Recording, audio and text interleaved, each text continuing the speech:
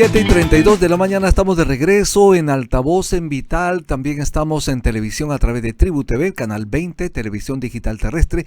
Y bienvenidos a quienes están viéndonos a través de Movistar Televisión, Canal 33 y Canal 733 HD. Estamos conversando con el doctor Ismael Benavides, ex ministro de Economía y Finanzas. En la pausa hemos conversado sobre la situación del déficit fiscal. Sabemos perfectamente que lo que la presidenta Dina Boluarte señaló en su discurso ayer en el Congreso de la República es de un déficit fiscal de entre 2,6% y 2,8%. Esto fue corregido ya por el ministro de Economía y Finanzas, quien señala que el MEF trabaja para contar con un déficit fiscal de 2,2% del PBI para este año. Dime si diretes, ideas y vueltas, anuncios que son errados. ¿Qué está pasando, doctor? No, yo creo que el ministro de Economía le ha dado a la presidenta el dato incorrecto, porque justamente unas semanas antes el propio Ministerio de Economía salió a decir que cambiaba la regla fiscal y el déficit subía de 2.2 a 2.8. Esto es terrible, ¿eh? Cuando sube a 2,8 es terrible. ¿Por qué nos afectaría, digamos, un déficit fiscal tan elevado? Bueno, en primer lugar, el gobierno está teniendo 15% más de ingresos. Entonces, justamente por la minería, por todos los impuestos adicionales que se están pagando, y eso no de ninguna manera justifica un déficit más alto.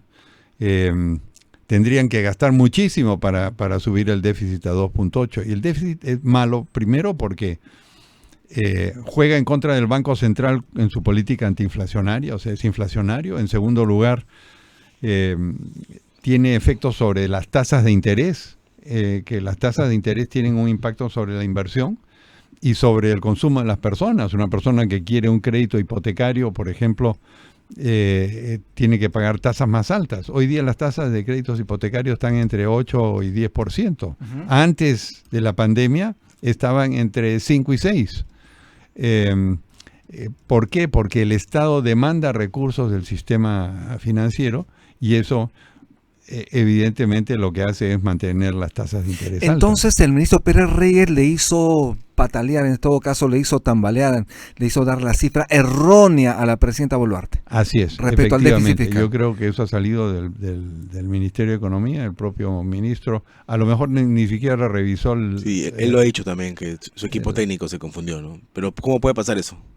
Bueno, es que los ministros tienen que revisar el último último texto, claro. El último texto del discurso, porque temas como este pues son importantes y dan señales no solamente internamente, sino también al exterior, a las calificadoras de riesgo, a todo lo que están mirando la economía del Perú. ¿Y usted para cuándo proyecta el crecimiento económico para el siguiente año, que es un año ya electoral, netamente? Bueno, siempre baja un poco en los años electorales porque la inversión se retrae. Hay gente que espera a ver cuál va a ser el resultado de la elección. Incluso cuando fue elegido Alan García para su segundo gobierno, la gente pensó que iba a ser parecido al primero y el crecimiento bajó. El crecimiento bajó cuando fue elegido Humala y por supuesto cuando fue Castillo ya fue el desastre, ¿no? Entonces, evidentemente antes de las elecciones hay una disminución del ritmo de inversión. Solamente continúa pues lo que ya está en marcha. Y eso dijo Boluarte, ¿no? Que fugaron 22.000 millones de dólares en capitales, ¿no? Eso lo dijo justo también lo dijo en el discurso. Exactamente. Pero ya parte del mismo gobierno, ¿no? Eso es lo que ocurrió. Por culpa del propio gobierno, que fue incapaz de calmar a los inversionistas, decir, ¿sabes qué? No vamos a hacer expropiaciones, no vamos a quitarle las cosas a nadie. Y el resultado es ese. Tenemos 22.000 millones de dólares menos porque evidentemente mucho de ese dinero no ha regresado. En el caso, por ejemplo, del anuncio del Ministerio de Economía y Finanzas de que está trabajando para que el déficit fiscal sea por debajo de 2,2%, ¿este es realista realmente?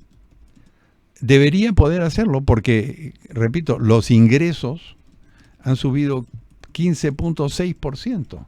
Entonces, con un manejo austero, razonable del presupuesto, se puede llegar a ese 2.2.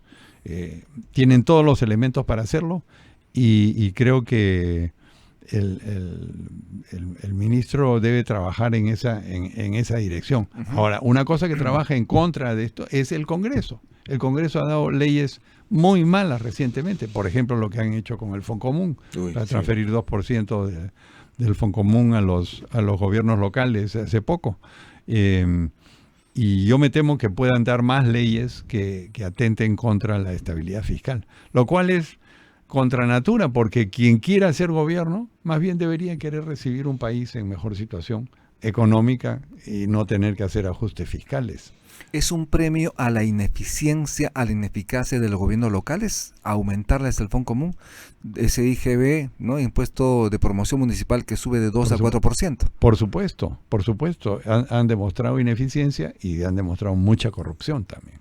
Entonces creo que ahí ha cometido un error grave el Congreso, pero en mi opinión ha sido una transacción entre el Ejecutivo y el Congreso para que le den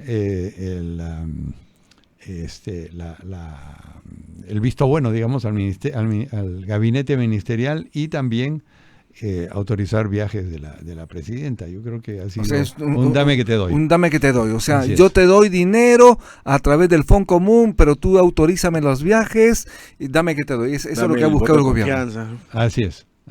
¿Y cuándo se pierde? ¿10.700 millones de soles al año?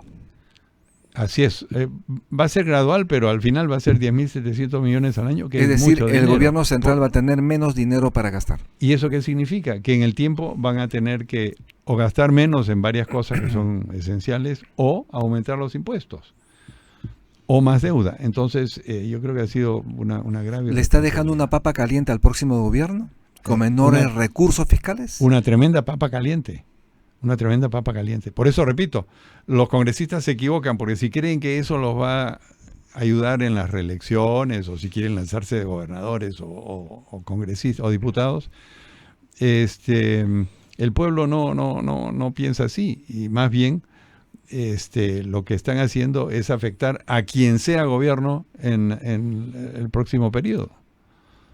Y en el caso, por ejemplo, de esta norma que seguramente va a ser aprobada ya por mayoría en el Congreso, que les facilita la vida a las empresas agroexportadoras, que les reduce el pago de 30 a 15% en el pago de impuesto a la renta, que ya han tenido el beneficio hace más de 25 años, se han consolidado, han crecido más de 2000%, y en buena hora que hagan dinero. En buena hora que hayan tenido, digamos, esa facilidad tributaria para hacer empresa, para crecer, para exportar. Pero este es el momento, nuevamente, para insistir en lo mismo cuando otros sectores sí pagan 30%. El Ministerio de Economía ha sacado unos cálculos del sombrero prestidigitadores de 1.800 millones de soles de pérdida de recaudación. Bueno, el sector agrario, como dice el exministro Carranza, genera una serie de negocios colaterales, porque no nos olvidemos, la agricultura moderna ha sido hecha principalmente en los desiertos, o sea, donde no había nada, ¿no? Hay mucha gente y muchas empresas que han tenido dificultades financieras, pero ¿qué ocurre? Se genera empleo, ese empleo genera consumo. Vemos, por ejemplo, la región Ica, que tiene un ingreso per cápita de $12,000 al año frente a un promedio nacional de 7.500. Entonces, tiene capacidad de generar consumo, generar IGB, generar renta por todas las actividades colaterales que tiene el agro, más eventualmente pagar impuestos. Y esta no es una actividad como la minería, que uno identifica un depósito, lo explora y hay una cantidad X de mineral ahí. En la agricultura no, tiene grandes altos y bajos, está afectada por el Niño, los precios internacionales varían todos los años. Entonces, que tenga incentivos, como la agricultura tiene en todo el mundo, tiene subsidios incluso, no es nada fuera de lo normal, pero aquí entra el argumento de la izquierda, porque hay 5 empresas que tienen utilidades importantes, no se afecta a un sector que tiene millones de personas que no se benefician porque hay ideología detrás de negar un beneficio. Pero como hay ese, empresas más pequeñas que no reciben ese apoyo del Estado y que efectivamente sí pagan impuesto 30%. ¿Y por qué un grupo de empresas del sector agroexportador que son exitosas en Buenos Aires, que generan riqueza, por qué deberían pagar menos respecto a las demás empresas que sí pagan ese 30%? Pero ese es en el dilema. agro la ley es para todos, no es para las grandes, ni las chicas, ni las medianas, es para todos.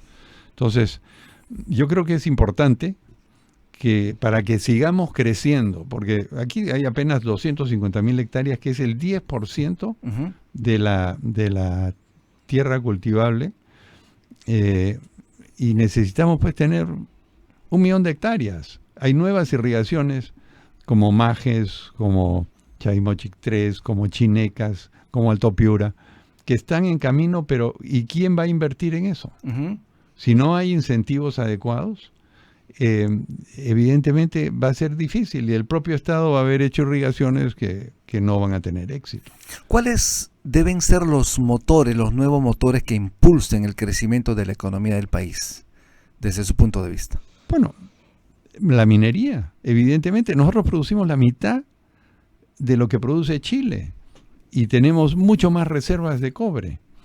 Tenemos diversidad de minerales, plomo, zinc, plata, oro, que deben explotarse formalmente, obviamente, y que generarían muchos ingresos para el país, no solamente por la actividad directa, sino todas las indirectas que se generan alrededor. Uh-huh. Hemos visto los beneficios en Apurímac con las bambas, que ha pasado de ser colero en las regiones en cuanto a ingreso per cápita, ahora está entre los primeros. Yo creo que la minería es fundamental para el Perú. Yo creo que la agricultura también es un motor de crecimiento importante. Y no solamente la agroexportación, que vemos los arándanos, ¿no?, las uvas, etcétera, sino hemos visto, por ejemplo, el bienestar que ha generado los buenos precios de cacao y café para los pequeños agricultores en la selva. Uh-huh. Y otro motor de crecimiento yo creo que tiene que ser los servicios, el turismo, los servicios logísticos. Tenemos varios grandes puertos, tenemos Chancay, tenemos el propio Callao que tiene que ampliarse, tenemos un aeropuerto internacional en el corazón de Sudamérica que puede armar un centro logístico muy grande. O sea, hay mucho potencial, pero lo que se requiere es actuar. Eso es importante. Estamos con Ismael Benavides, doctor, economista, ex ministro de Economía y Finanzas. Haremos una pausa en altavoz, ya regresamos.